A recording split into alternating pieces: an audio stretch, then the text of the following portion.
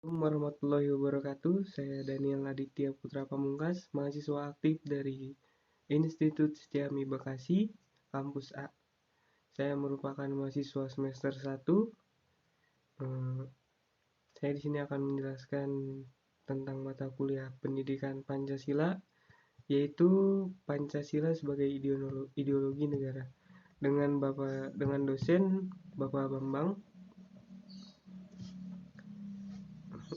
Untuk teman-teman, mohon diperhatikan dan didengarkan, semoga mendapat ilmu baru.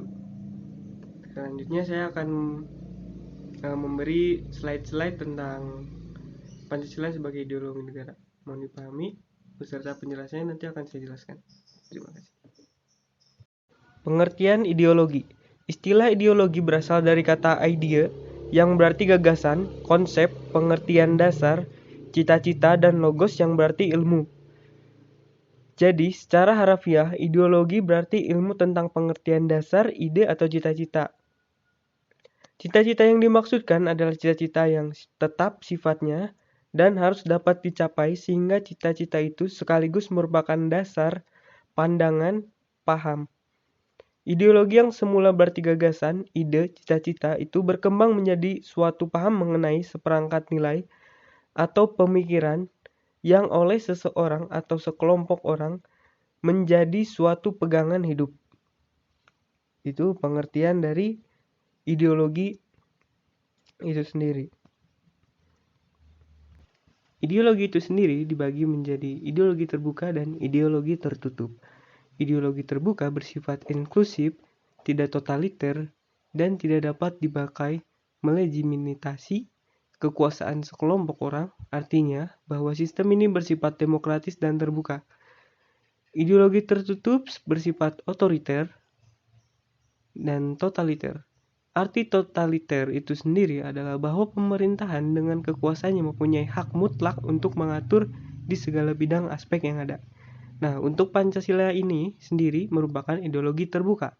Hal ini dimaksudkan bahwa ideologi Pancasila bersifat aktual, dinamis, antisipasif, eksklusif, tidak totaliter, tidak dapat dipakai melegitimasi kekuatan sekelompok orang, dan senantiasa mampu menyelesaikan dengan perkembangan zaman, ilmu pengetahuan dan teknologi, serta dinamika perkembangan aspirasi masyarakat. Nah, jadi untuk ideologi Pancasila sendiri, maksudnya ke dalam ideologi terbuka. Jadi dia tidak totaliter ataupun otoriter. Bersifat demokratis dan terbuka. Selanjutnya, fungsi Pancasila sebagai ideologi bangsa dan negara. 1. Memperkokoh persatuan bangsa, karena bangsa Indonesia adalah bangsa yang majemuk. 2. Mengerahkan bangsa Indonesia menuju tujuannya dan menggerakkan serta membimbing bangsa Indonesia dalam melaksanakan pembangunan. 3. Memelihara dan mengembangkan identitas bangsa, dan sebagai dorongan dalam pembentukan karakter bangsa berdasarkan Pancasila. Yang terakhir, menjadi standar nilai dalam melakukan kritik mengenai keadaan bangsa dan negara. Tadi merupakan fungsi Pancasila sebagai ideologi bangsa dan negara. Untuk berikutnya, selanjutnya nilai-nilai yang terkandung dalam Pancasila sebagai ideologi negara. Nilai-nilai Pancasila yang terkandung di dalamnya merupakan nilai-nilai ketuhanan, kemanusiaan, persatuan, kerakyatan, dan keadilan. Ini merupakan nilai dasar bagi kehidupan kewarganegaraan, kebangsaan, dan kemasyarakatan. Nilai-nilai Pancasila tergolong nilai kerohanian yang di dalamnya tergantung nilai-nilai lainnya secara lengkap dan harmonis, baik nilai material, spiritual, kebenaran, atau kenyataan, estetis, maupun religius. Yang terakhir, kesimpulan. Kesimpulannya, sebagai suatu ideologi bangsa dan negara Indonesia, Pancasila diangkat dari nilai-nilai adat istiadat, nilai-nilai kebudayaan, serta nilai religius yang terdapat dalam pandangan hidup masyarakat Indonesia. Sebelum membentuk negara, Pancasila berkedudukan sebagai ideologi nasional Indonesia yang dilaksanakan secara konsisten dalam kehidupan bernegara, dan terdapat beberapa fungsi juga nilai-nilai di dalamnya. Oleh karena itu, Pancasila pada hakikatnya untuk seluruh lapisan serta unsur-unsur bangsa secara komprehensif. Baik, ada materi tambahan yaitu sejarah perkembangan ideologi Pancasila dari masa ke masa. 1. Ideologi Pancasila pada masa Orde Lama. Pada masa Orde Lama, Pancasila masih dalam tahap dibangun untuk dijadikan keyakinan sekaligus ciri khas bangsa Indonesia. Presiden Soekarno yang mengusung konsep Pancasila menyatakan, meski berasal dari mitologi yang belum jelas, tetap saja dapat membimbing masyarakat Indonesia menuju kesejahteraan.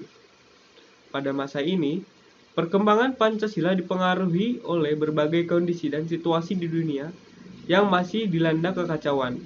Masa Orde Lama merupakan masa pencarian bentuk Pancasila, terutama pengaruhnya terhadap kehidupan bernegara. Kedua, ideologi Pancasila pada zaman Orde Baru. Pada masa ini, gejolak politik di Indonesia sangat mengkhawatirkan. Dimulai dengan pecahnya peristiwa G30 SPKI atau Gerakan 30 September. Kemudian, peristiwa dikeluarkannya Surat Perintah 11 Maret atau Super Semar pada tahun 1966. Walaupun pemerintahan Orde Lama berhasil mempertahankan Pancasila sebagai ideologi negara, pelaksanaannya pada tahun-tahun berikutnya ternyata malah keluar dari jalur. Banyak dari kebijakan pemerintah yang tidak sejalan dengan nilai-nilai dalam Pancasila. Pada masa Orde Baru, terdapat beberapa tindakan pemerintah yang keluar dari nilai-nilai Pancasila, antara lain sebagai berikut. Kekuasaan presiden yang dilanggengkan hingga 32 tahun lamanya. Itu yang pertama. Yang kedua, adanya penafsiran sepihak Pancasila lewat program P4. Yang ketiga maksud saya, ada penindasan terhadap gagasan atau hasil pemikiran secara sepihak hingga orang-orang takut mengeluarkan pendapatnya. Ini berlawanan dengan Pancasila yang ideologi terbuka, yaitu bersifat demokratis. Oke, selanjutnya ada penindasan dalam bentuk fisik seperti yang terjadi di Timur Timur, Aceh, Irian Jaya, dan lainnya. Adanya diskriminasi terhadap masyarakat non-pribumi juga, kelompok yang minoritas. Pada masa reformasi, yang dimaksud reformasi adalah sebuah kegiatan menata ulang, memformat ulang, atau menata kembali segala hal yang dianggap keluar jalur dan dikondisikan agar kembali ke bentuk yang sebenarnya sesuai dengan tujuan asalnya. Reformasi bisa juga diartikan sebagai pembaruan untuk menuju hal yang lebih baik lagi dan sesuai dengan harapan. Ada beberapa syarat yang harus diperhatikan untuk dapat melakukan reformasi atau pembaruan, seperti berikut ini. Yang pertama, terdapat penyimpangan. Yang kedua, harus mengacu pada sebuah struktur kerangka tertentu.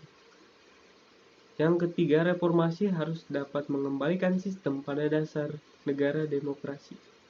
Yang keempat, reformasi harus berupaya dilakukan untuk hal yang lebih baik. Yang kelima, reformasi harus berlandaskan dengan ketuhanan yang Maha Esa serta menjamin persatuan bangsa. Adapun tujuan yang dilakukan reformasi adalah sebagai berikut.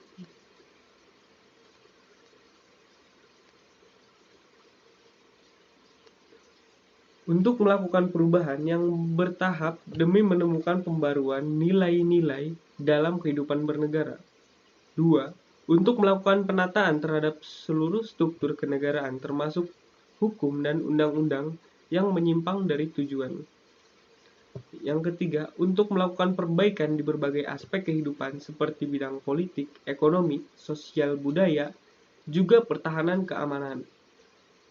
Yang terakhir, meniadakan segala kegiatan dan kebiasaan dalam masyarakat yang tidak sesuai dengan reformasi, seperti kekuasaan yang otoriter, penyimpangan, dan penyelewengan lainnya. Inti dari pembaruan dalam reformasi adalah mempertahankan hal baik yang telah ada di kehidupan bernegara sebelumnya. lalu mengoreksi kekurangan yang ada sekaligus menyusun pembaruan demi menjawab tantangan masa depan. Pada masa ini, Pancasila yang awalnya merupakan sumber dari nilai serta acuan kode etik bagi negara beserta aparatnya, ternyata berubah dan dijadikan alat menghalalkan kegiatan politik negara ini. Segala kegiatan politik mengatasnamakan Pancasila, padahal kenyataannya nilai-nilainya bertentangan sama sekali. Reformasi dilakukan di berbagai bidang dengan mengatasnamakan Pancasila, tapi ternyata masih tidak berpengaruh banyak terhadap kehidupan sosial ekonomi masyarakat. Adanya globalisasi juga semakin menambah tantangan. Kedudukan Pancasila sebagai ideologi negara terancam tergusur, apalagi sekarang Pancasila mengusung ideologi yang sifatnya terbuka.